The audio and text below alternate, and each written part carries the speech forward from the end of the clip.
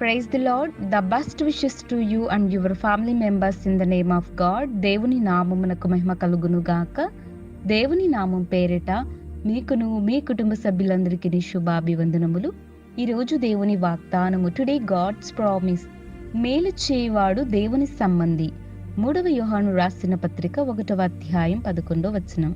He who doesn't good belongs to God.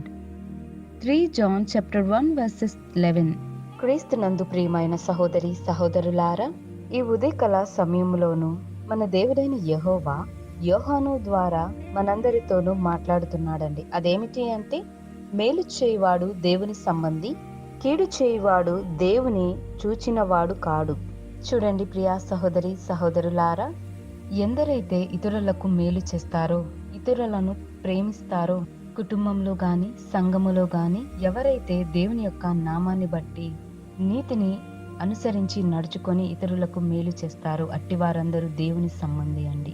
యోహాను భక్తుడు కూడా దేవుని సంబంధి, ఇతరులకు మేలు చేసినవాడు, దేవుని యొక్క వాక్యాన్ని ప్రచారం చేసినవాడు, దేవుని యొక్క కార్యములను ప్రతి ఒక్కరికి తెలియచెప్పినవాడు, దేవుని యొక్క వాక్యాన్ని సాక్ష్యం ఇచ్చినవాడండి. దేవుడు చేసిన అద్భుతమైన కార్యములన్నిటిని బట్టి సత్యముగా ఇతరులకు సాక్ష్యం ఇచ్చి ఉన్నాడు యోహాను గారు. మరి ఎవరైతే కీడు చేస్తూ ఇతరులకు హాని తలపెడుతూ చెడ్డ మాటలు మాట్లాడి ఇతరులను హేళనగా మాట్లాడి దూషించడం, శత్రుత్వం కలిగి జీవించడం, కోపాన్ని మత్సరాన్ని కలగజేయడం, ఎవరైతే ఇలాంటి పనులు చేస్తారో అట్టి వారందరూ దేవుడిని చూసిన వారు కాదు, వారు సాతాను సంబంధులండి. మరి ఈ ఉదయకాల సమయంలో మన జీవితం అనేది ఎలా ఉంది?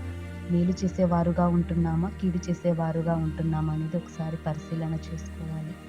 మేలు చేసే వారి పట్ల దేవుని యొక్క ప్రేమ, దేవుని యొక్క కృప తోడుగా ఉంటుంది.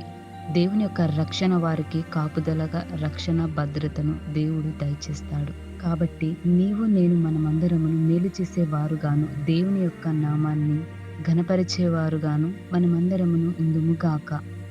ప్రార్థన. మహాగణుడా, సర్వాధికారి, నీకే వందనములు, స్తోత్రములు దేవా. ప్రభువా, ఈ ఉదయకాల సమయంలో ఎందరైతే ఈ వాక్యాన్ని విన్నారో అట్టి వారందరి జీవితాలలోనూ నీ యొక్క ఆశ్చర్యకరమైన మేలులను జరిగించండి. ప్రభువా, ఎందరైతే మేలు చేయువాడు దేవుని సంబంధి అని మాట్లాడి ఉన్నావు కదా దేవా, మేమందరమును మేలు చేసేవారుగాను ఉండే విధముగా సహాయము దయచేయండి. ప్రభువా, నీ యొక్క ప్రేమను, నీ యొక్క జాలిని మాకు దయచేయండి. ఇతరుల పట్ల మేము ప్రేమాభిమానాలు కలిగి ఉండేలాగా సహాయము దయచేయండి. ఇతరులకు మేలు చేసేవారుగా ఉండే విధముగా మాకు కృపను దయచేయండి.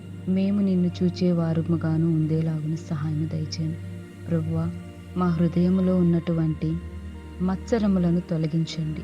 అలాగే ఎందరైతే ఈ వాక్యం విన్నారో అట్టి వారందరి జీవితాలలోనూ అద్భుతమైన కార్యములను, మేలులను జరిగించమని, మరి ఒక నూతన దినములోనికి మమ్మల్ని అందరూ నడిపించమని, నీ యొక్క శ్రేష్టమైన వాగ్దానాన్ని మా అందరి జీవితంలోనూ జరిగించమని నజరేయుడైన యేసు నామమున ప్రార్థిస్తున్నాను తండ్రి. ఆమేన్.